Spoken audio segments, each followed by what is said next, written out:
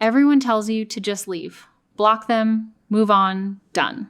If it were that simple, you'd have already done it. Leaving a narcissist takes a completely different playbook.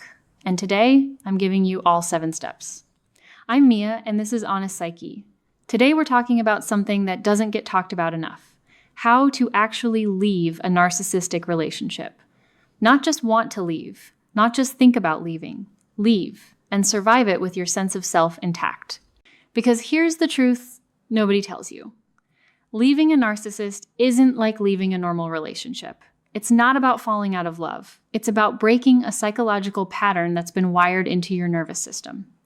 And if you don't understand that pattern, you'll walk right back into it.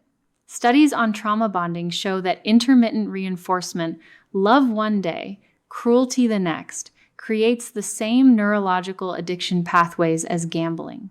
Your brain isn't broken. It's doing exactly what it's designed to do. Chasing the next reward after the pain. So let's break this down step by step. Real psychology, no fluff. Step 1, understand what you're actually dealing with. A narcissist isn't just someone who's arrogant or self-centered. Clinically, narcissistic personality traits involve a fragile sense of self, hidden behind grandiosity, a deep need for control, and almost zero capacity for genuine empathy. Dr. Ramani Durvasula, a leading researcher on narcissism, puts it simply: narcissists don't change because they don't believe they need to. In their mind, you're the problem. Always. And that's the trap. You keep trying to fix something that was never broken yourself while ignoring the thing that actually is. Their inability to see you as a full human being with needs of your own. Once you accept that, something shifts. You stop asking, how do I get them to understand me? And start asking, how do I get myself out? Step 2, stop looking for closure. You're not going to get it. This is hard to hear, but it'll save you months, maybe years. You want an apology. You want them to admit what they did. You want them to finally see you clearly and say, I'm sorry, I was wrong. That conversation isn't coming. And chasing it keeps you tied to them long after the relationship's over. Psychologists call this the need for closure trap. We're wired to want narrative endings, neat resolutions. But narcissistic relationships rarely give you that, because giving you closure means giving you power. And they don't give up power easily. So here's what you do instead. You give yourself the closure. You write down what happened. Not the good moments, all of it. The manipulation, the gaslighting, the small cruelties you talked yourself out of noticing. Read it back when you're tempted to romanticize the relationship. That document becomes your anchor. Step 3, go no contact. And I mean actually no contact. Not let's just be friends. Not I'll respond if it's important. No contact means no contact. Research on breakups consistently shows that ambiguous, ongoing contact after a split significantly delays emotional recovery. Your brain needs a clear boundary to start healing. Every text you answer, every call you pick up resets the clock. Block them, mute them. Remove them from your daily life completely if you can. I know that feels extreme, but you're not being cruel. You're protecting the only person in this equation who's been consistently hurt. You.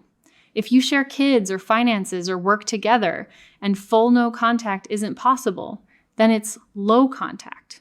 Keep every interaction short, factual, and unemotional. Think of it like a business email. No explanations, no justifications, no emotional bait taken. Step 4, expect the hoovering. Know it's coming. This is the part almost nobody prepares you for. Once you start pulling away, a narcissist often escalates. They love bomb you again. Suddenly, they're the person you fell for in the beginning. Or they flip it. They become the victim, telling you how much you've hurt them, how you're abandoning them when they need you most. This is called hoovering, sucking you back in like a vacuum. And it works on so many people because it's specifically designed to exploit your empathy. If you know it's coming, it loses its power. When it happens, and it probably will, remind yourself, this isn't remorse, this is a tactic. Real change looks like sustained different behavior over time, not a well-timed apology right when they sense they're losing control over you. Step 5, rebuild your sense of reality. One of the most damaging effects of a narcissistic relationship is that it erodes your trust in your own perception. Gaslighting works slowly. Over time, you stop trusting your gut. You start needing external validation for things you used to just know. So start small. Practice naming what you feel and trusting it, even if no one confirms it for you. That comment felt disrespectful, full stop. You don't need a committee to agree with you anymore. Journaling helps here. So does talking to a therapist who understands narcissistic abuse specifically, because general couples counseling advice can actually backfire in these dynamics. Step 6, grieve. Actually let yourself grieve. This part surprises people. You might grieve the relationship even after everything that happened. That doesn't mean you made a mistake leaving. It means you're human. You're not just grieving the person. You're grieving the version of the relationship you hoped it could be. The potential. The person you thought they were at the start. Let that grief move through you instead of around you. Suppressed grief tends to resurface later, often in your next relationship, disguised as anxiety or hypervigilance. Feel it now on your terms, so it doesn't quietly follow you into what comes next. Step 7, watch for the pattern, not just the person. Here's something research on attachment styles backs up again and again. People often don't just leave one narcissist. They leave one, and without realizing it, they're drawn to a similar dynamic again. Because the nervous system doesn't recognize danger the way we think it does. It recognizes familiarity. And chaos can feel like home if home was chaotic. So before your next relationship, ask yourself honestly, am I drawn to intensity? Do I mistake control for confidence? Do I equate love with proving myself? These aren't character flaws, they're patterns. And patterns can be rewired with awareness and often real support. Here's what I want you to take from this.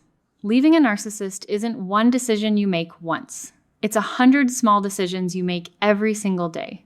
The decision not to answer that text.